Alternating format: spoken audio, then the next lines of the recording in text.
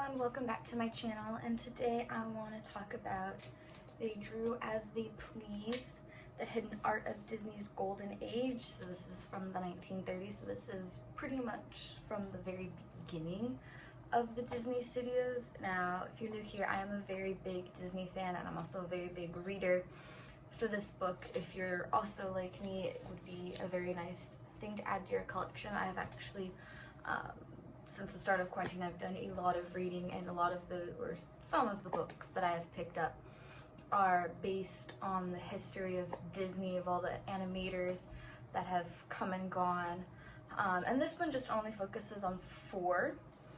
That's 3 men and 1 woman, and they played a very crucial part in the beginning of the Disney company.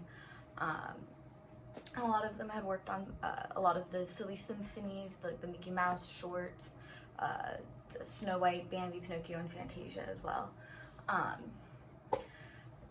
So there's not much reading in this book. There's only 4, so there's only 4 people, so only 4 chapters, and there's only a few pages that with words. Most of the pages look like this. You know, you get to see all of the concept art for a lot of the movies that actually that weren't used, and some that were used, and a lot of things that were never made, which I think is really cool. If you're a big Disney and animation fan, and I mean, Disney kind of started that whole animation thing, well, aside from like Betty Boop and all of the early, but you know, I focus on Disney the most. And it was really interesting to see, you know, how critical he was of his animators' drawings and thought processes in creating some of the movies and shorts. It was very interesting to see. And I think it's something that a lot of people don't think about, is actually how critical and how analytical he was. And then seeing it from the woman's perspective, there were a few women that were not just in the ink and paint department, you know, that's where, or a secretary. There were very few women that were actually part of this male-dominated industry as part of the main storytelling animation group.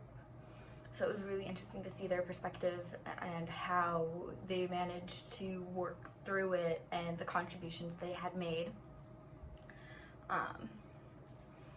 Yeah, you know, it is a fairly big book, you know. Again, it doesn't take too long to read, you know, even if you don't want to like read the words, just flipping through the pictures, the drawings the animators did. It's actually really cool to see if you like, you know, Hollywood history, art history. I view this as an art history. Just any kind of history, Disney history. I would definitely pick it up. You know, just flip through it. It's really interesting to see. It's really fun to see all of the early stuff, and especially the stuff that wasn't used. You know, these people created so many stories that were just scrapped and just kind of like thrown away. Okay, well, not thrown away, but you know, just pushed to the side. And seeing some of the stuff like they had. So this is 1930s, and they had some very early stuff that wasn't being made until 20 years later, like Peter Pan, Alice in Wonderland. They had started concept arts in the 30s, and it wouldn't be until 20 years later until we actually see the movies.